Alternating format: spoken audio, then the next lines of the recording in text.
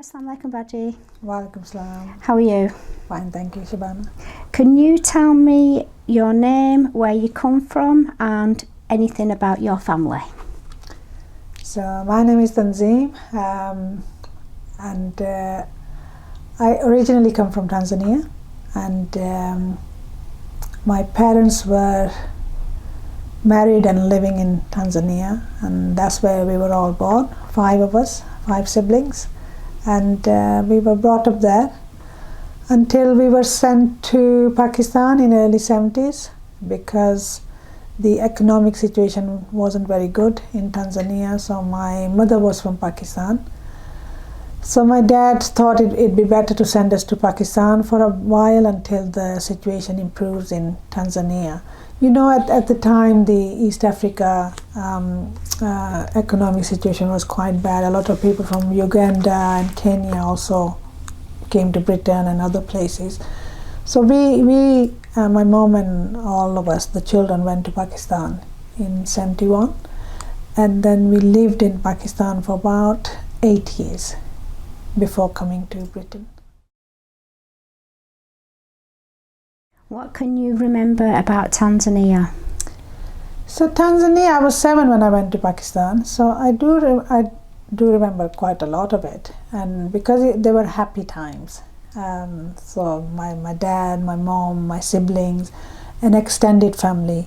So my chachas, my tayas, loads of cousins. We lived in one house. Mm-hmm. So it was very happy time because my cousins were my friends as well as my cousins. So we went to school, we played, we went to mosque, and it was a very multicultural society. You know, there were Indians, there were Sikh people, there were us Muslim people, and we mixed in and had really good friends. You know, my best friend Sumita was a Hindu girl, and we used to go to their house, they used to come to our house. So it was and lots of picnics, I remember, and you know, going out as a big family and having Eids and Diwali, and you know, attending other functions of, you know, like Sikh people and Indian people, taking part in that very regularly and enjoying them as well. So it was a happy time, and I remember as much as I can, I suppose, when I was 7 when I left. So yeah, so it was a happy time, and because we were all together as well for those time, and because when we went to Pakistan, then things changed. So because my 2 elder brothers, after 3 years, they went back to Tanzania because my dad was still in Tanzania. Mm-hmm. So they chose to go back to Tanzania. So then it was just us 3 and my mom in Pakistan, my dad and my other 2 elder siblings in Tanzania. Can you remember the house that you lived in? Yeah, so our house was like a bungalow type. So it was, at that time it seemed like a big house because there was our family with five children. And then there were my chacha, his wife, and 6 children. So my other chacha with his wife, they didn't have any children. At one point my taya and tai were with us as well, but my taya died away, and my tai, she went back to Pakistan. So it was like a veranda, a big veranda, and then the rooms around it. So it was, yeah, it was really nice. And then we had a really huge, like a land at the back as well, where we used to play in the afternoons. I remember, and there was an old caravan there, which was like our house, you know. So my cousin and I used to go in there and play, you know, like with the dolls and things. That was our little house. So yeah, so, and our street was again very multicultural. We had loads of, I remember, neighbors. There were Indians, there were Sikh, there were Muslims, and I remember a lot of them used to come and go all the time. So our house was very busy, you know, my mom's and my thais and chachis, you know, cooking and eating, and so Yeah, and then I remember in the evening we used to go to mosque, all of us, after school, have a rest, and then go to mosque. We used to walk down to our mosque, which again wasn't very far. Go there and read just in Quran, and that's what we read at that time. And then after that we'd come home, and then evening meal or whatever, and then yes. So and our parents used to go to cinemas every so often, and one of the parents would have to stay home and look after us. And I remember thinking, oh, I want to go as well, go and watch a film.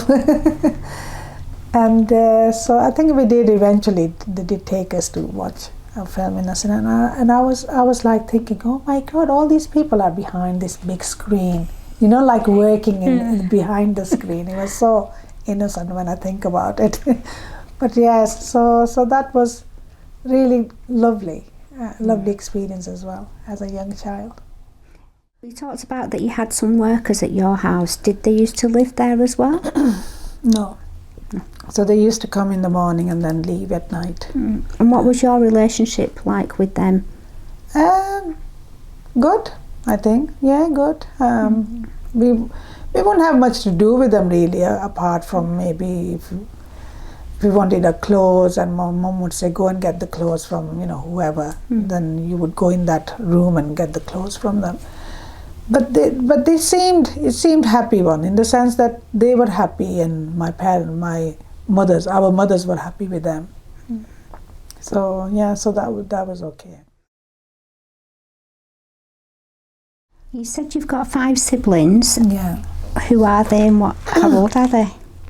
So my eldest brother is Aklim. He is 63 now. He lives in Rochdale. My second eldest brother was Fahim. He's passed away, unfortunately, 8 years ago, and he lived in Tanzania. So his family, his wife and daughter they still live in the same town where we're from. Then it's my sister, who's older than me, Tanveer. Then myself, Tanzeem, and my younger brother, Tasneem. So that's 5 of us. What did your dad do in Tanzania? So my dad worked in the railways first for many, many years. But then my granddad, who was from India at the time, because there was no Pakistan and India, so he came from India, but it's a Pakistan part where he came from. He came through the railways, like work. He got work through the railways there, so he emigrated to Tanzania with my grandmother. And I think my eldest Papa was born in Pakistan, but the rest of the children were born in Tabora, where we're from Tanzania. And so my granddad worked in railways for many years, but he also set up a business of building roads and bridges and things like that. So as the children grew up, my dad, there were 5 of them, 5 brothers and 4 sisters. So as the brothers grew up, they sort of took over the family business. So my dad, then I think sometime in the 60s, gave up his job and started concentrating on the work. But he was very interested in mechanic work. So he was a motor mechanic, a very good one as well. So he used to look after the fleets, the vehicles they use for the business to travel and take stuff in. So he used to look after that. So yes, my dad then stayed a motor mechanic. Even when he came to Britain, he worked as a motor mechanic for a number of years before his health deteriorated, and then he stopped working. So that's what he did. What's your dad's name? Taimur Ahmed. And your mum? Rafiqa Begum. What did mum do? So mum's always been a housewife, and a good one, and a brilliant mother. Mashallah. So yes, my mum, a beautiful woman, still is, and so she looked after us and brought us up. What was school like? Can you remember? in Tanzania? So yes, I remember going to school as a young girl with my cousins. Like I said, we had quite a few cousins and we used to stick around together. So going to school with my older sister as well. It was not very far because we used to walk in the morning, go to school. I think I was in nursery obviously at first, and then so yeah, I remember again happy time, lots of playing, and obviously in the class whatever we did. And there was so we used to come out of school whatever time we finished, and there'd be local guys selling stuff, like sweeties and fruits, and we talk about that after, my sister and I said, oh, remember that fruit, it used to be really nice. And there was a tree, a imbli tree, tamarind tree in our school, and you could break it and eat it. Like I remember my mom saying, "Khabardar, I don't want you eating that because it's khatta, and you'll get a sore throat." And we used to hide in our school bags and eat them. And then obviously when we used to finish school, go home. So our friends were mixed in school, obviously, in, like I said, Indians and local black children as well. And it was, good, happy time. That's how I remember as a young girl. What was Eid like there? Eid was very family occasion. We would get up in the morning, get ready. I remember new clothes, new shoes, the excitement of it. And then we would all go and read Eid namaz. Wow. The women, men and the children, we would all go to mosque, read namaz, come home, and then go to the Qabristan, to the graveyard, where my grandparents, my uncles, people in the family, close people. It was like a family graveyard we have, on a piece of land. So we would go there to pray, do our prayer, and then come home. So that was our, the norm we did on Eid. And then just come home and eat and spend money. Whatever Eid we used to have, and go and spend lots of sweeties and chocolates. And at that time, Shabana, we used to get a lot of stuff from UK. So I remember eating Smarties and chocolates and chewing gums, which were from here. So we were very used to. By that time, my family was very affluent. So in Tabora, we were like one of the richest family.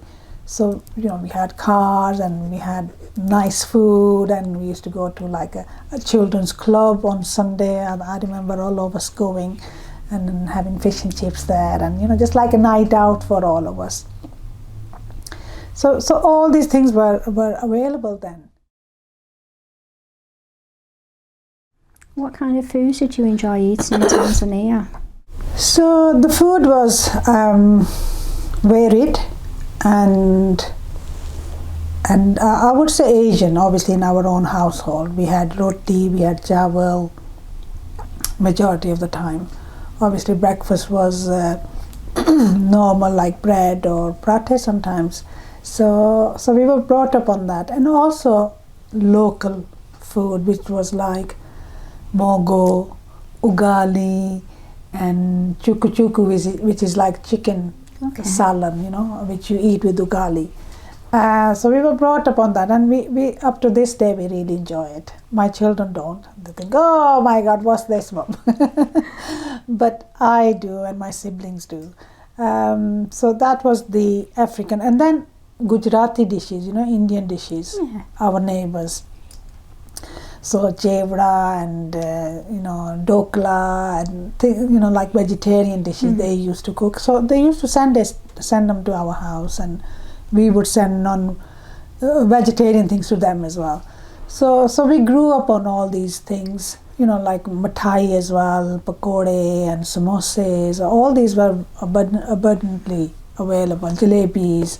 So and it was varied food, and the fruit, tropical fruit. What kind? So mangoes, bananas, yes. So pineapple. I don't remember. Oranges did used to come out in some time of the year. I can't remember. But yeah, so it was varied fruit and food. So we grew up on a lot of different dishes, So all of us really enjoy Gujarati food. We used to go to the Sikh temple as well, and they used to give you like halwa in a plate and some puriyan and things like that. So that was lovely as well. And local food, like I said, mogo, and we used to go for ice creams as well, and big picnics, family big picnics. So our mothers would cook big pans of rice and whatever, and go to a place in Tabora and take big sheets, put them down, and then again really have a good time. Go fishing as well. As young children, my chachaji used to take us fishing, so that was a nice experience as well. And because we all lived in a big house and lots of women and children, it was we would get 2 or 3 cars and put everything in there and off we go. So it was a very small. Tabora is a very small town. It's right in the middle of Tanzania, and very not difficult to get to. But Dar es Salaam is the capital, and then you have to catch a flight from there to Tabora, and if you go by road, it's like 24 hours. So it's quite a long drive.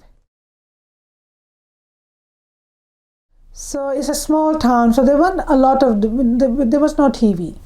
When we were young, there was no TV. What did you do in your spare time? So we listened to a lot of music. What kind? Can you remember? A lot of Indian music. Okay. We grew up on listening to Bollywood movies and the songs. And you ask me any songs from 60s, I will know them. So that was our time. We used to have a record player, so we would listen to LPs, the small record player. I remember regularly, and also in the evenings, then my parents would put them up, or my older siblings would play them. And everywhere we went in the town, people had the radios on, or the cassette players on with the Indian music blaring out. So you sort of grew up with that. And the local cinema also ran in. You could go and watch Indian films. So my parents obviously spent their time weekends going to watch Indian movies all those years while we were growing up. So that was, I think, the entertainment there and the music. Did you ever feel any animosity while she was there? From the local people? From the local people, from the police, from anybody? No, I personally don't remember. I personally feel very safe and happy, and I remember it as an enjoyable time. Because if there was, I would know in a sense, because as a child you're aware that something's not right in the house, or people are coming in and not treating your parents well or your uncles well, but that wasn't the case. And because our family was quite affluent, and they were well known in Tabora and well off as well, so people looked up to us, not to us, but to our family. So that was good to know as well. You feel okay. You're not at the bottom. You're somewhere in the middle, or where And so things were comfortable, and they were just, life, it seemed, went quite smoothly. So just felt quite happy about everything, I think. That's how I remember it. As a child, did you ever see any kind of poverty there? Yeah, so the local people, local children, you would see them. You would see the poverty there, because they didn't have the clothes, they didn't have the food, they didn't have the cars. Their houses were like small, or shanty tin town, houses. So we used to obviously see that as young children, and although, so we didn't know a lot of black families, local people, that to go to each other. I think they quite kept separate from us, and I think they may have resented us. That might be my feeling, that they may have resented us, that look at all these, they used to call us Muindis, like Asian people, that they've got good houses and good cars and things like that. So I think that there was probably some resentment which it would be, because you are the local people, and you know you should be having all that. But Asian people worked very hard. You know, they like to run businesses, and so a lot of businesses were owned, like clothes, bakery, our own business. They were owned by Asian people, and they were doing well in that small town at the time. Which language did you speak? So as a young girl, I could speak Punjabi. I don't remember Urdu, but Punjabi, Gujarati, and Swahili. Because my friend was Gujarati, wasn't she? So I remember talking to her and her parents quite fluently in Gujarati. Punjabi, obviously we all spoke Punjabi at home, and then Swahili with local people, you know, people who worked with in our house, who were like cleaning up and ironing the household, like call them servant. I don't like to call them servant, but you know, you had to communicate with them. So these were the three languages I spoke very fluently, I remember. But when I went to Pakistan, I forgot Gujarati and Swahili. But I learned Urdu there. It was only in the early 70s when things started going sort of pear-shaped, in a sense that the economics, you know, the local governments didn't want to import things. They wanted local people to buy their own stuff. Then that things went a bit scarce and tight. And I remember when my two brothers went back to Tanzania, they said they couldn't even get, you know, like flour and rice and dals and, you know, normal things you eat. They were scarce. They had to like buy them in the black or very expensive. So the things really turned. They turned bad. You know, that all these things weren't available as readily as they were when I was there, and as I remember it. I didn't see the bad bit of it. We left when things were still very good. So clothes shops were full of clothes, really beautiful clothes, nice. We wore really good clothes as well. And then everything sort of didn't go so well after we'd gone, because things just went downward from there onwards for a number of years. I think you went at just the right time, didn't you? I think so, yeah. Because Paijan used to say that they couldn't buy clothes. You know, they had the money, but they couldn't go and buy, say good trousers or a pair of good shoes. What was the reason behind that? It was the import, and then the local businesses couldn't produce the stuff, or they did. It wasn't good enough, as good as they used to, have. So it took some time before things started improving, and so obviously over the years things have improved, and they have started importing things again. So in 1971, when you got told that you're moving to Pakistan, that must have been very traumatic for you, having to leave everything that you knew.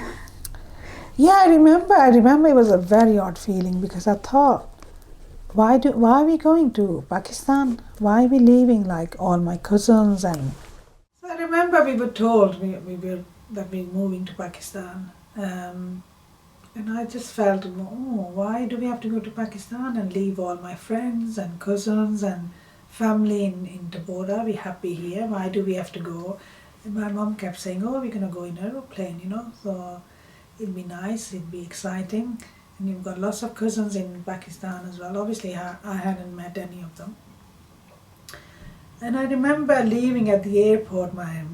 All my cousins, the whole family came to see us off, and I was feeling very sad. I felt very sad that why we're leaving. I didn't feel excited at all. I remember I felt very sad, and my mom was crying, and my cousins were all very sad, because they probably felt the same way as I did, that she's going, she's leaving us. And we flew from Tabora to, obviously, we went to Nairobi first, and then from Nairobi we stayed for a few days, I remember, and then we flew to Karachi, from Kenya. And in Karachi we stayed with my mamu, who was living there at the time. Again, it was good because they welcomed us. They took us around Karachi, to see people and places. So I think we must have stayed a few days there.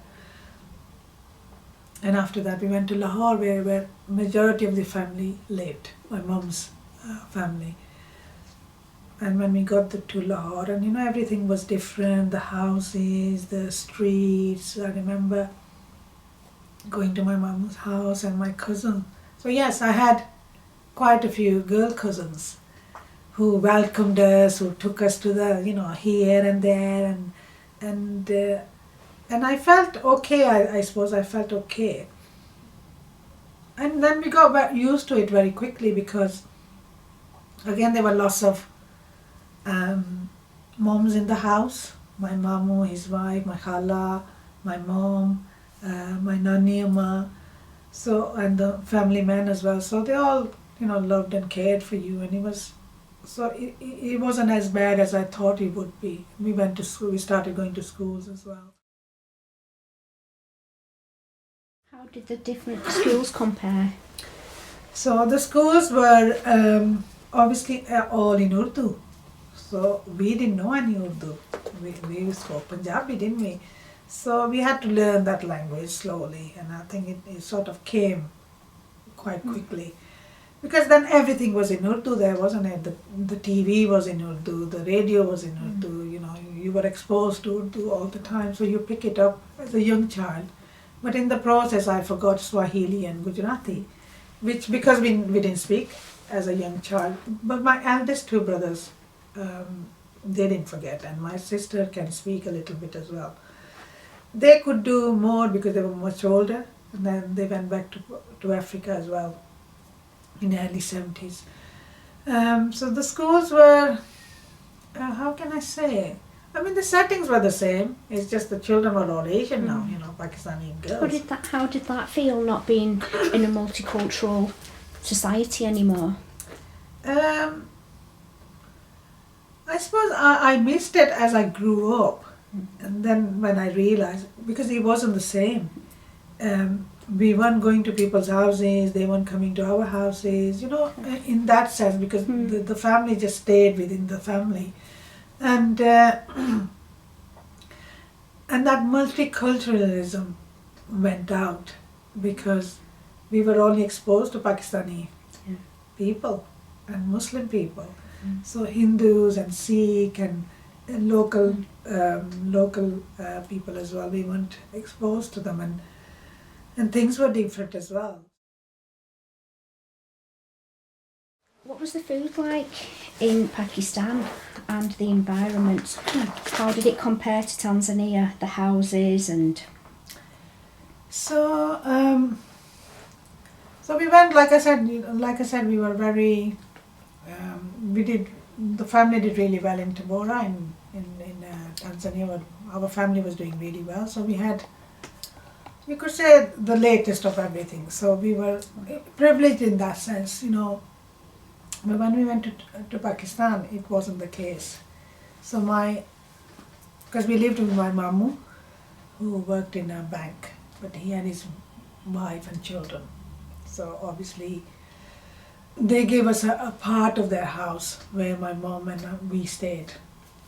Like a room and a kitchen and a bathroom. So we all stayed in that. Who went to Pakistan again with you? Did you say my mom? Yeah. And your sisters? 5 of us. Okay. The 5 siblings, so we all went. My 2 brothers, the older 2 brothers, they went back. No, so they went a few months before us. And they, I think, went in December 1970, and then we went in April 1971. So we were like a few months apart. So they were already there by the time we went.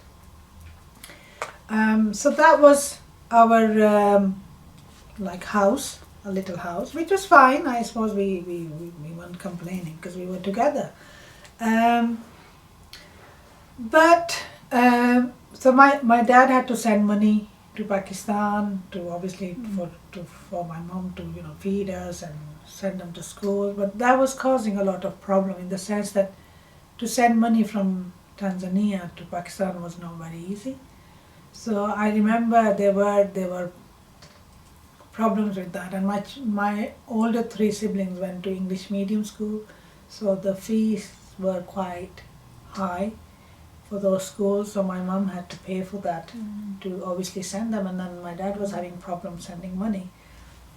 There was one reason, I think, that it was not very straightforward, and the other thing was the economic situation in Tabora had also nosedived, so the business wasn't doing as well as it was when we were there, in a sense, after 6 months or a year.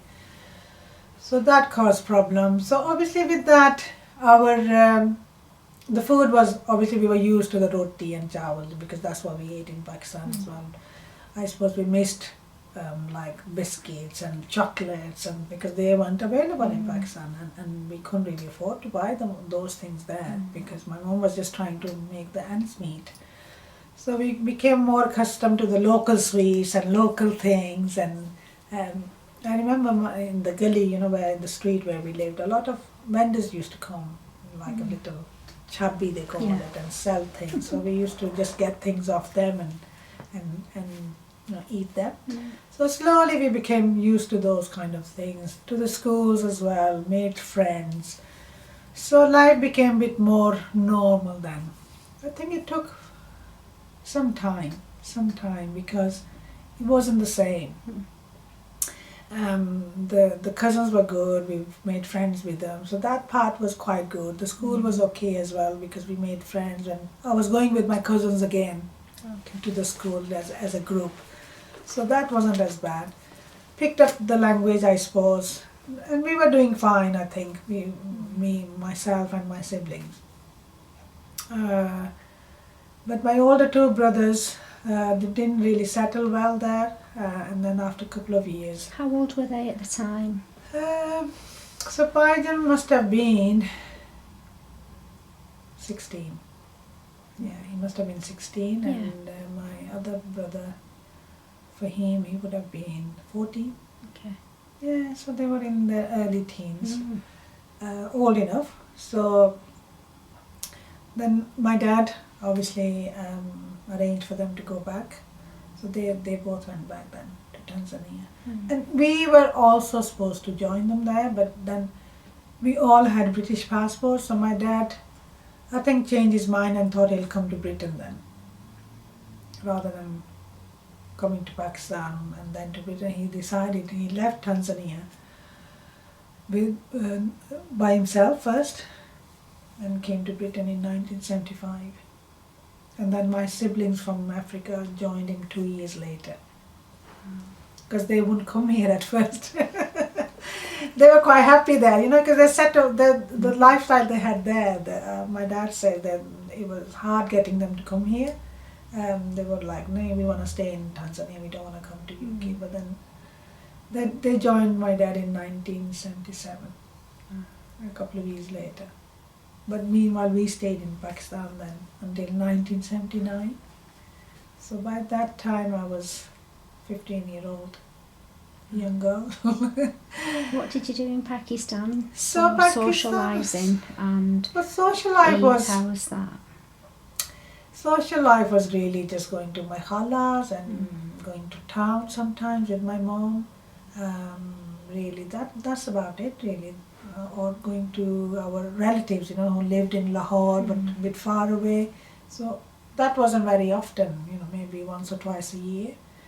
It was really staying at home and making do with playing with your cousins, whatever you can do, So, and obviously Eid and Ramzan, but we were very young then, so we were very excited about Eid, but I didn't keep any rosé because we were young then, and our parents didn't really encourage us at that age to keep rosé. They would wake us up, but then they said you can keep a chidi rosa,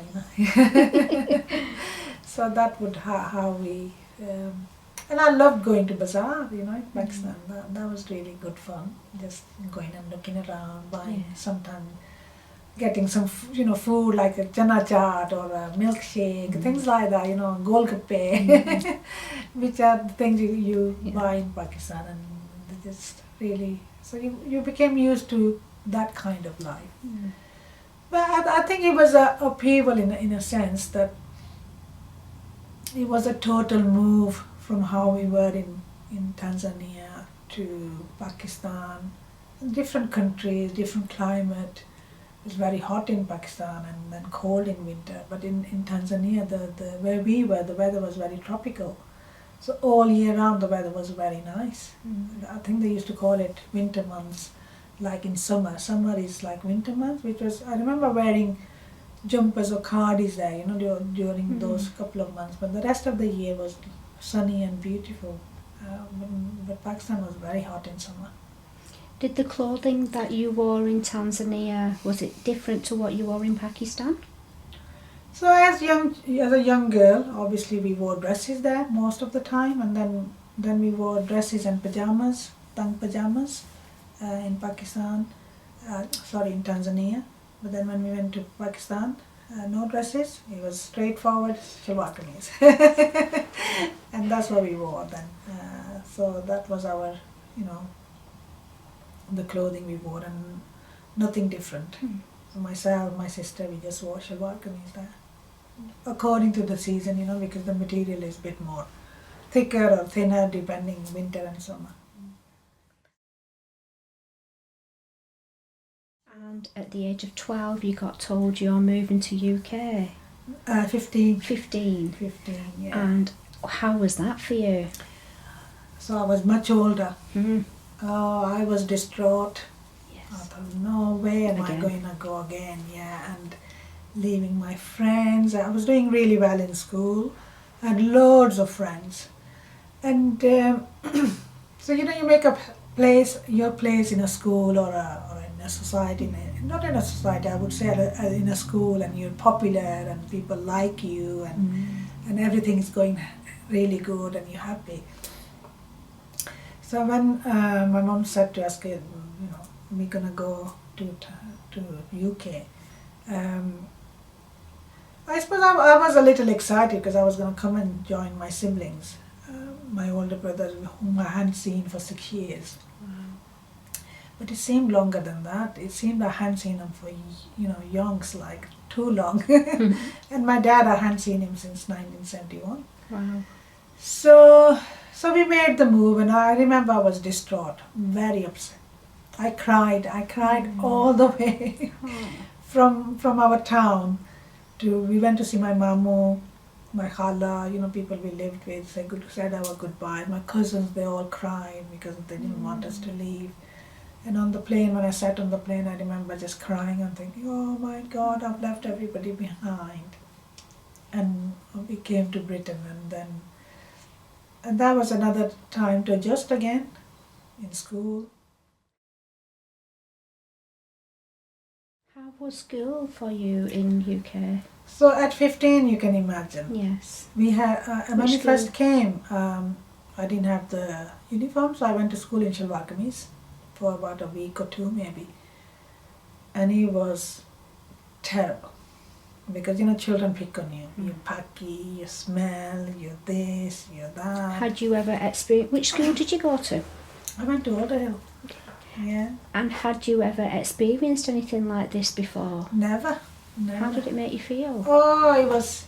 Oh, they just wanted the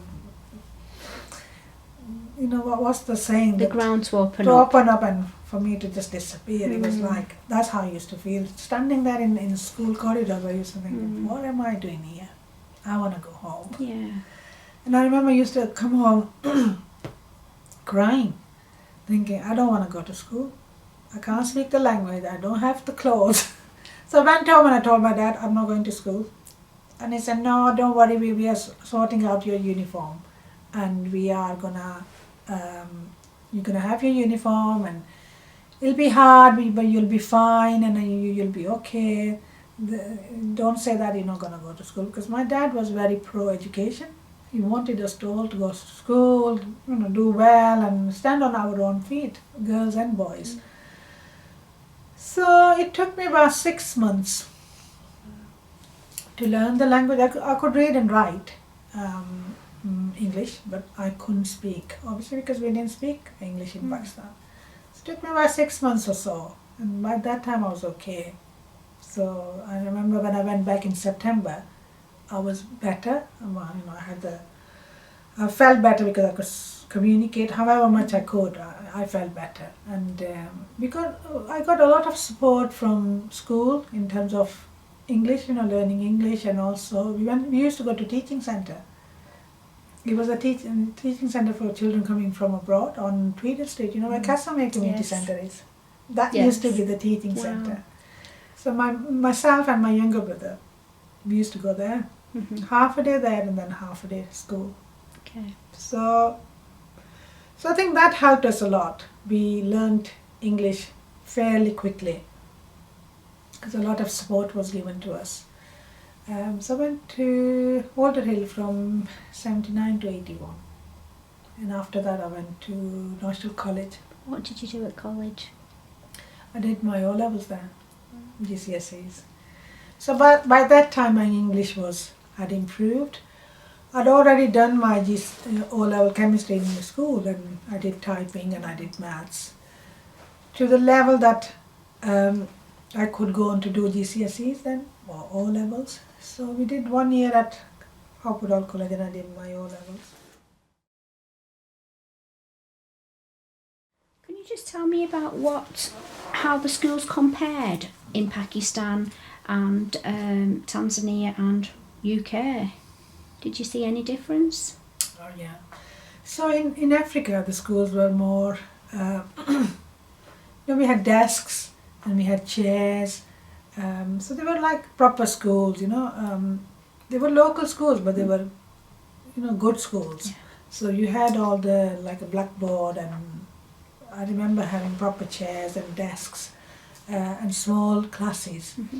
In Pakistan, we sat on, did we sit on concrete like, what do you call them? Slabs. Slabs, yeah. So the classes were in concrete slabs in Lahore. It was an Urdu medium school I went to. Yeah, so your bottoms would hurt. And but then when we went to the higher classes, there were desks and chairs or bench. So there'd be long benches, with a desk in front. So that was in Pakistan. And then when I came to Britain, and obviously Alder Hill School was a new school at that time, fully equipped, very brand new it seemed. And everything was available in a sense that a really good school would have. I thought, oh my God, this is really nice. Canteens were nice, and the building was really nice. The PE section, the big swimming pool. And I used to love playing as well, like cricket. And I learned to swim at school as well at the age of 15. And my teacher was mega impressed. She said, oh my God, they say children don't want to learn, but you want to learn. And I learned to swim. I used to be the only child in the small pool learning how to paddle because I wanted to learn. Yeah. So I learned how to swim at Alder Hill. So the teaching is completely different. I found the teaching in Pakistan was more about remembering things. Subjects, remembering them, they call it ratta lagana, in Punjabi. But here, I thought the teaching was much better. You need to understand to apply things, which I found easier. I hated maths in Pakistan because the teacher didn't explain properly. But when I came to Britain, maths was one of my best subjects, which was really odd because I hated it in Pakistan. But I liked the method of teaching obviously in Britain. And also the classes were nice. The teachers were very relaxed. In Pakistan they're very strict and they hit you at any opportunity. Even as an old child, like 15-year-old. Was that something that you ever experienced? So, it's really funny because I was talking to someone at work the other day and I said, we were punished at the age of 14. The whole class was punished by the teacher because I think one or two girls didn't do their homework. So the teacher said, this is because they've not done it and you don't listen to me, the whole class just stand up. And she had this big ruler, thick ruler, and we had to put our hands out. And she hit us on both hands. And I remember standing there, the heat was coming out of my hands. And I thought, this is not fair, that we didn't deserve to get this. But that's how the schools were. I don't know whether it's changed now, but that was the case. But it was more, in the smaller classes it was more, the children, the teachers would hit children more. Obviously in the bigger, older classes then they wouldn't as much. So, but here, gosh, children were sitting on the table and as teachers were walking in, and I just stood up because that's what you did in Pakistan. You just stood up when the teachers came in. And then I thought, God, they're all just sat down or just messing about. And when she used to come and do the registration. And so then slowly you just pick these things up and you think, well, okay, school is different here. How was it making friends? Because it's quite a difficult age, isn't it, to make friends? It was very harsh, Shabana. When I first went to Alder Hill, they introduced me to this Pakistani girl. In fact, they were from East Africa as well. So they introduced me to her, and she was supposed to show me around the school and be my friend, like a buddy. Yeah. So she took me around the school. She showed me this. So I thought, oh, that's good. At least I know her, and she speaks the language as well. But then the day after, she disappeared. She did not come to me, or I was left on my own, and I thought, oh God, what do I do? And in those days there weren't very many Asian girls in Alder Hill. You could count them on your fingers and I suppose they'd all made their friends, so they were all happy with their own. They didn't want another girl in their group or whatever. So it took me some time, and then I think I just made friends with this Bengali girl, and she had two English friends. And so I just made friends with them, and I started hanging around with them, and they were lovely, really nice girls. We used to walk home, and lunchtime and break time I would hang around with them. So that made it a bit easier than the 2 years or a year and a half in school, because by that time I suppose because I was more confident as well. I knew the language, and even if I was on my own, I didn't really care.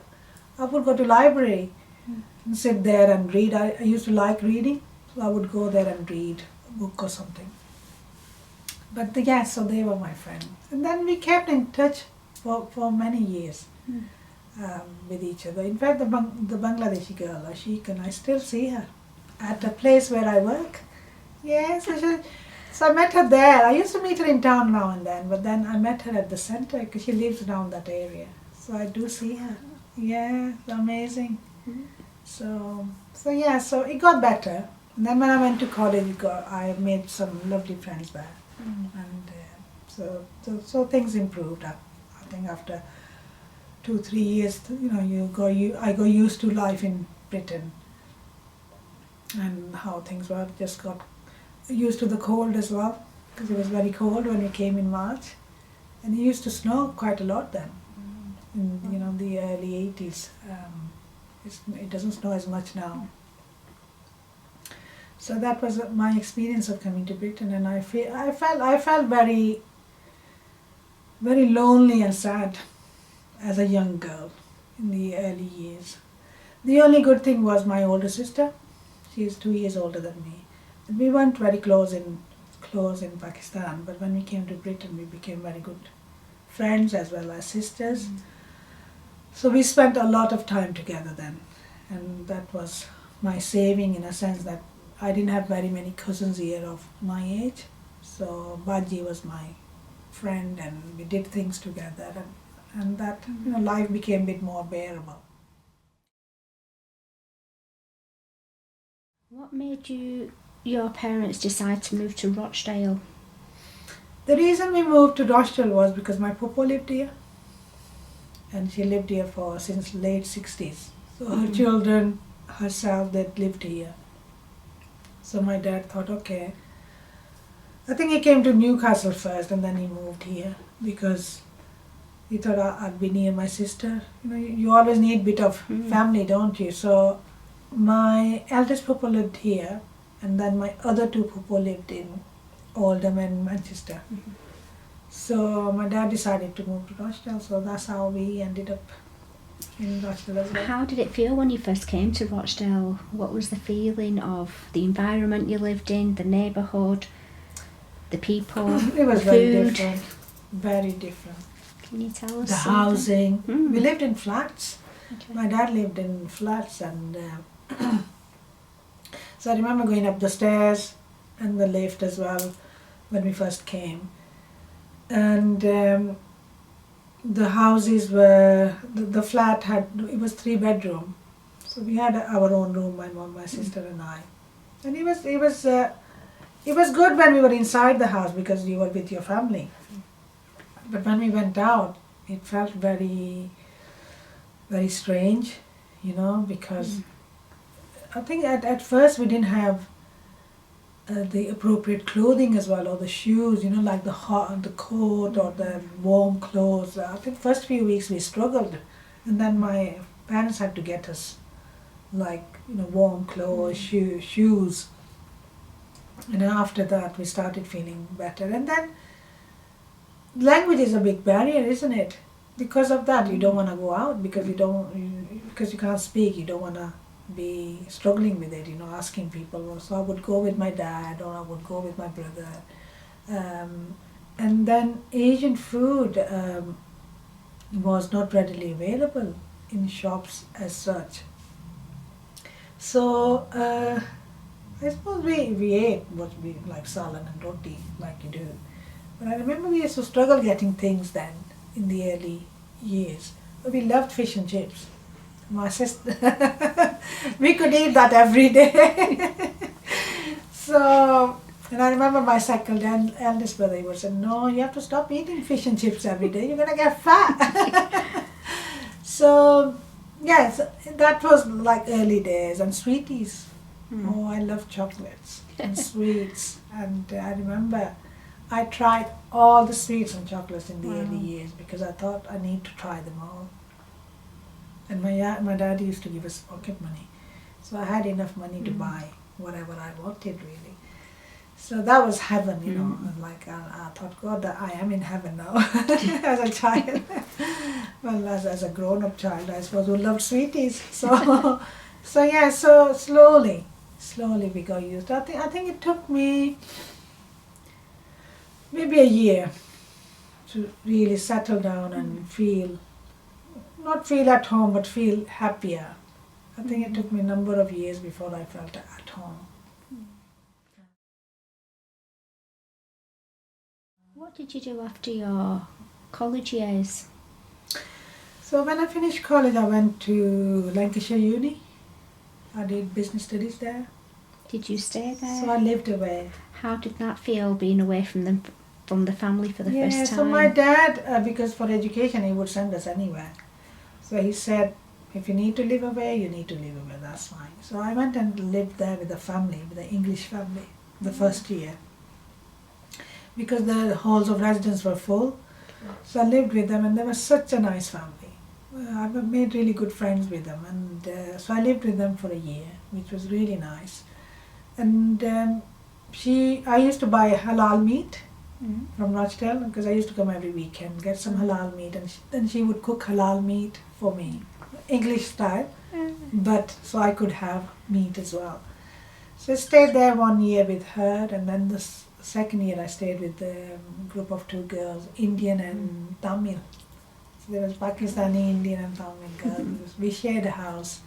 So that was a good experience. I really enjoyed that.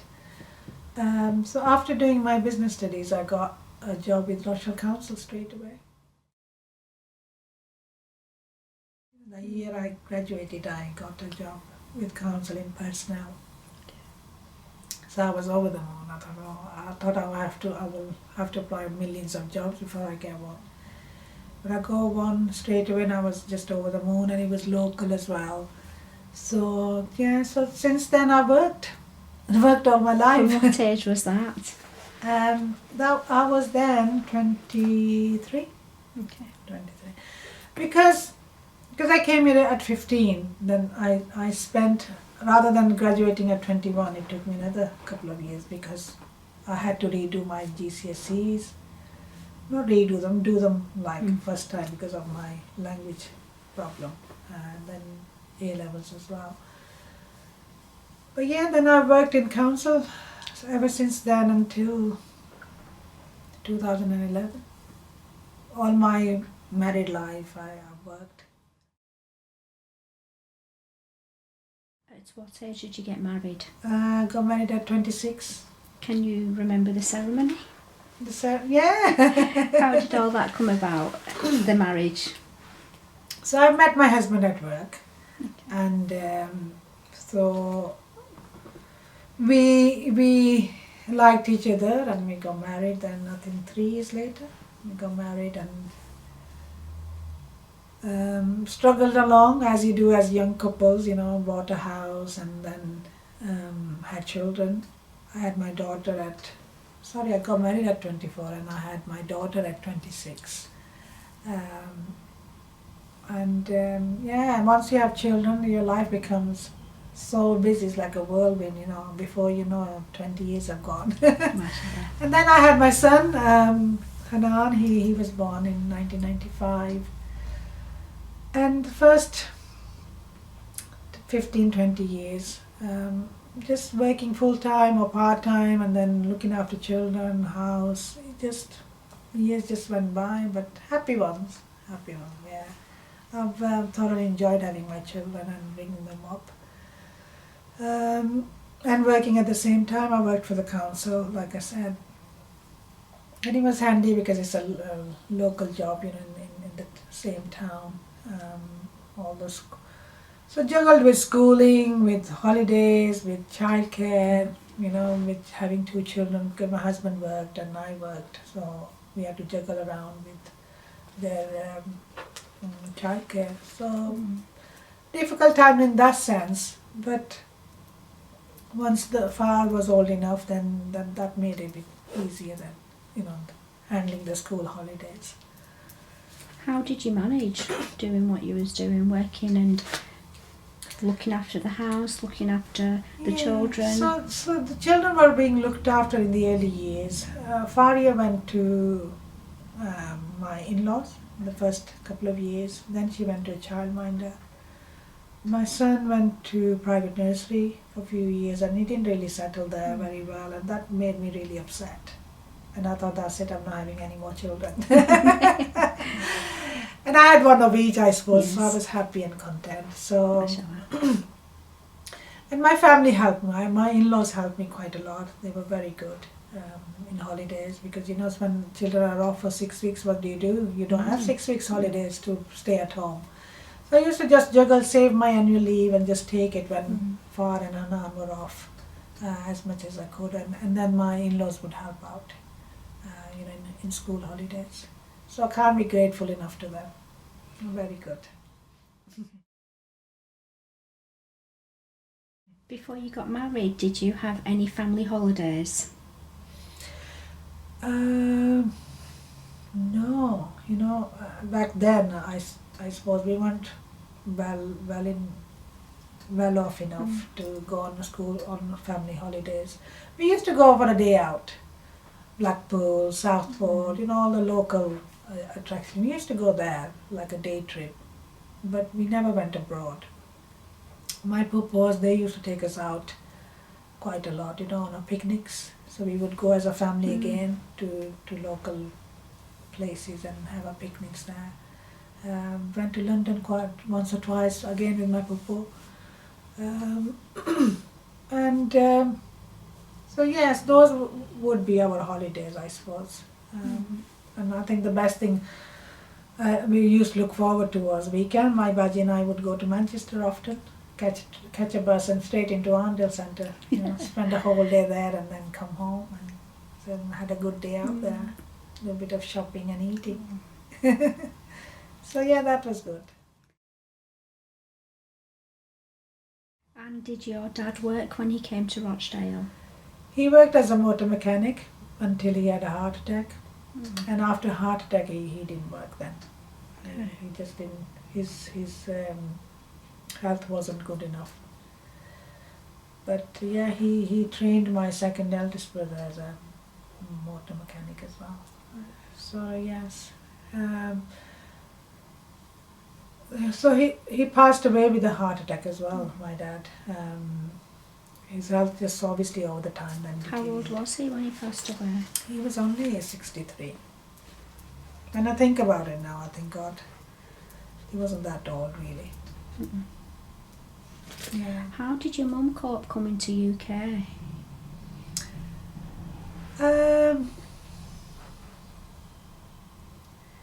It wasn't very easy.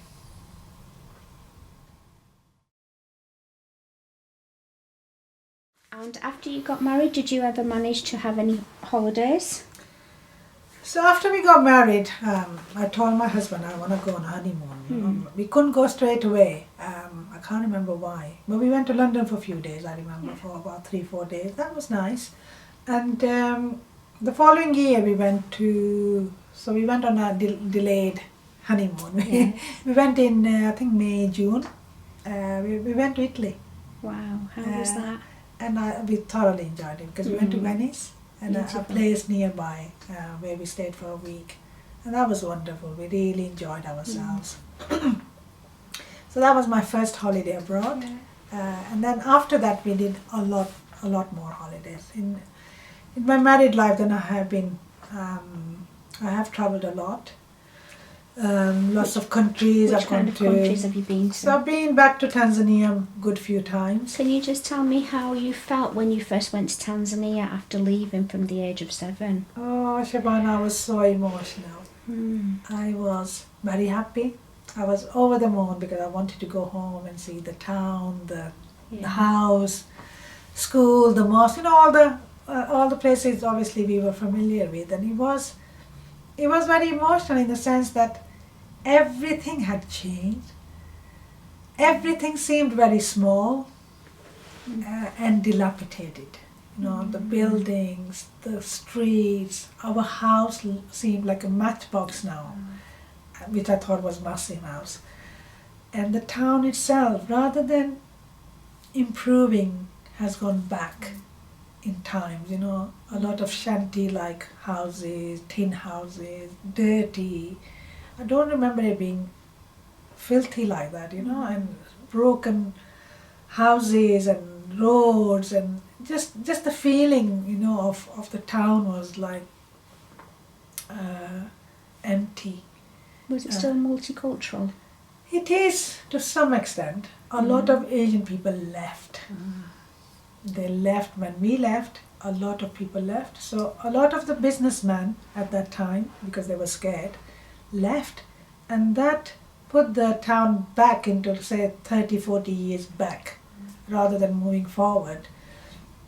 So the shops aren't as good as I remember. The market wasn't as good as I remembered. All the things were had gone back 30-40 years. But I was just happy to be there. I was so privileged that my brother was still alive then.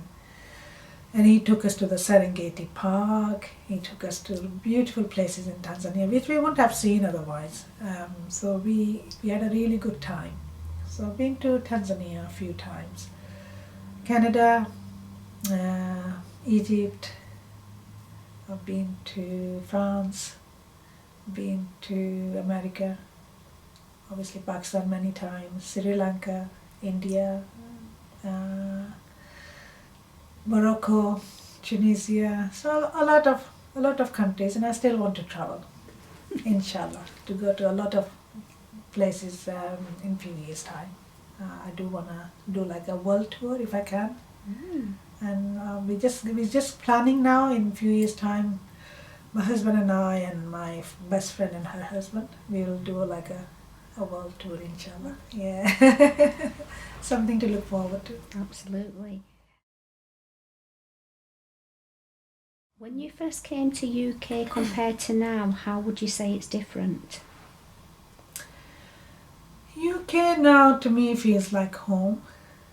You know, I wouldn't want to live anywhere else because you know you become accustomed to your way of life.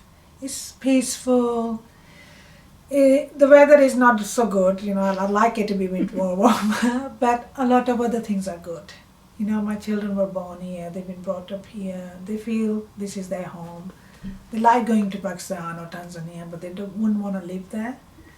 So I want to live where my children are, and I've lived here 41 years now, and so this is my home. My siblings are here, majority of them. So I want to be here, and I feel at home. I love Pakistan, and I love going there as well. But all my family has emigrated to Canada, to Britain, to other parts of the world. So it isn't the same there as well. But this is home now. And inshallah we'll just live here now and see my children and grandchildren and probably end my life here as well when the time. I'm sure there's lots of years left in you yet, Baji. Yeah, oh, I hope so. I'm sure there is, inshallah. What do you like to do in your spare time? I like traveling, like I said. Yes. I love traveling. I've always have loved traveling, and I like reading. What kind of books do you like to read? So I like fictional books, you know, and not as much now, but I think I want to read more religious books to sort of get more knowledge about Islam, and you know, when I have time now. And now in my spare time, I also look after my granddaughter, Layla. Beautiful. Joy of my life. Hands full, but I love looking after her, so I spend that, and I go out with my friends, you know, for meals. I love going out for meals, and shopping sometimes as well. So yeah, in my spare time, these are the kind of things. I like going to gym as well when it's open, to keep myself, you know, fit as much as I can. Are you still working for Rochdale Council? No, I was made redundant in 2011, about 9 years ago. But I work at a very wonderful place now called Rochdale Women's Welfare. Okay. And I've been there 7 years now, and I work there part-time. What do you do there? I work there as assistant manager now, and I started as a health coordinator, and now I work there as an assistant manager. And I work with wonderful women there, and they're doing wonderful jobs for the local community. So yes, I am very fortunate, and I'm really thankful to Allah that I've got a nice bunch of women I work with and enjoy my work thoroughly. So I work there now at the moment. Is there anything you'd like the listeners to remember you by when they listen to this interview? That's a hard question. No, I hope they enjoy listening to my story of living in 3 different countries of the world, you know, Tanzania, then Pakistan, and now in the UK. And they're all wonderful in their own ways. They're really a lot of positives and some negative, which is inevitable, isn't it? But it's been a wonderful experience. I count myself very lucky with the kind of family, friends, and people I'm surrounded with. That I thank God every day that my life is so fulfilled. Actually, from the bottom of my heart, I'd like to thank you for your time, and I wish you and your family all the very best for the future. My pleasure, and thank you very much. Thank you, Baji.